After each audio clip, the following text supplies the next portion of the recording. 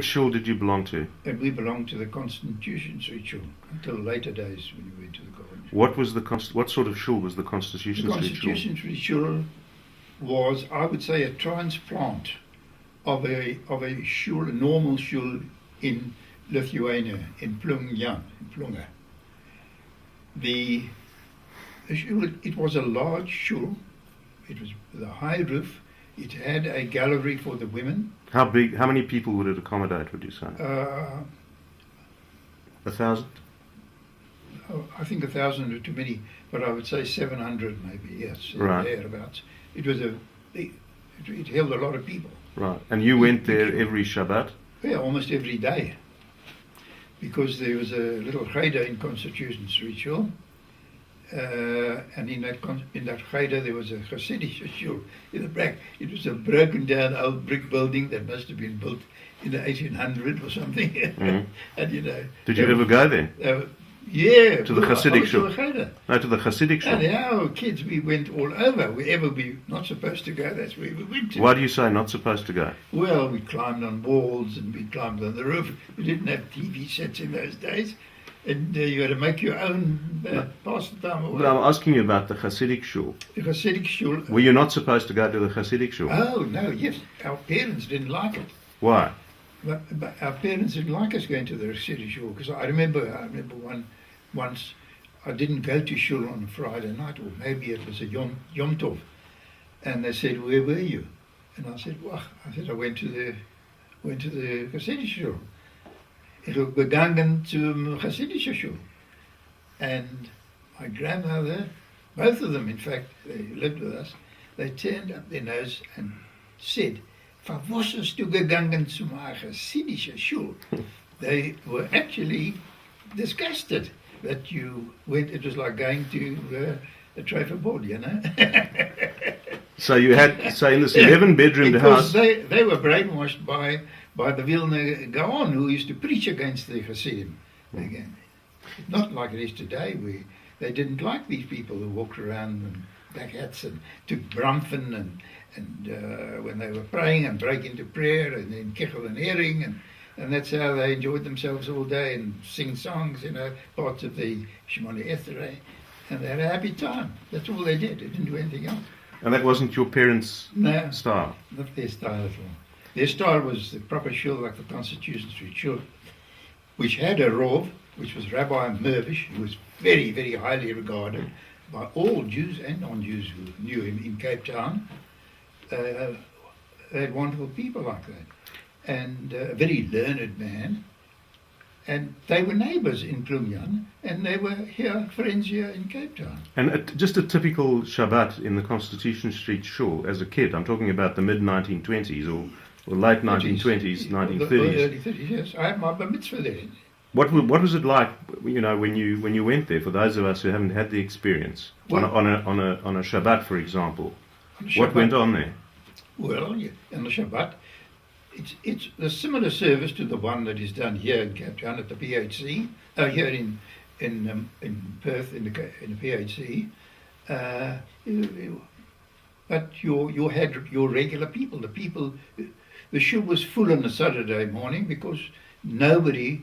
My father certainly didn't. They didn't work on Shabbat. Mm-hmm. They had 2 shops in District 6 which they gave up because they were so frum that they would never open it on a Friday. Did the shul have a choir? Which was the shul didn't have a choir, but the music of the shul was outstanding, because Reverend Rabinovitz was the chazan, and he had the most wonderful tunes for every part of the service, Shabbat and on the Yom Tovim, and Hallel was beautiful. It's like attending a concert. Were those tunes? And the congregation joined in. Were those tunes written down? No, but I would think that Eli's must have access to that, because I know that certainly his father and his father's brothers knew those tunes very well. Now, so the service was done fairly similar to the way in which our services are done at the PHC. That's right. So I presume that the men wore the big black talasim. All wear the big black talasim. Very few, if any, wore the kind of talis that I wear, you know, which was the blue and white silk talis. that they used in the English Shul, in the Shul of the Can I ask you major this synagogue question, of England. Dad? Can I ask you this question? Did Yes. the rabbi ever have to tell them to stop talking? No, Why? no, because they davened with tremendous kavanah. So what did the kids do? Oh, the kids, yes, they made a bit of a noise. They used to go outside and shout and play games. And on Pesach, they used to, I told you about nuts. They used to, every child had lots and lots of hazelnuts. And he used to play there was a big yard outside at the back. And he used to play with nuts. He used to throw them, he'd make castles. And he used to play each other with it. And if you knocked down the castle, you won 4 nuts. And the kids who were the best at throwing that, they had their pockets filled with hazelnuts. They won them. So Pesach time. Similar game to the way you played with these marbles. So Pesach time, all of these nuts used to mysteriously appear. Well, yes, every child had them, and wherever you were, it was usually at the shul or near the shul that you play these. Now you spoke earlier about the Hasidic shul and the drinking and the parties and all that sort of thing. Yeah. But in your shul, did they have brochas? Yes. Yeah. I'd like to tell you about that because I think that's a forgotten image. You were saying that the pews in the Constitution St Were Shul. tall and broad, Yes. so that underneath it could hold large size books, all of which came from Eastern Europe. The shul's library was transported to the shul as well, and there were numerous volumes of the Gemara, of the Talmud, of Mishnah and Yaakov and the Gemara. And I remember also that the portions of the prophets, your haftarahs, they were written in the same way as the Torah was written. They were in scrolls. Mm-hmm. Every one had a scroll. And as I did at my bar mitzvah, you sang from the scroll. You didn't read any marsa or Sansina. or any copy of the print of your sidra. You read it. Mm. So what happened with the brochas And after the service? Yeah. Now what happened was the study. It was a Beit Midrash, so therefore it's a house of study. It was called Beit Midrash HaChodesh. And studying was done very intensively there, and there were large tables around the circumference, part of the length of the shul, at the side towards the wall.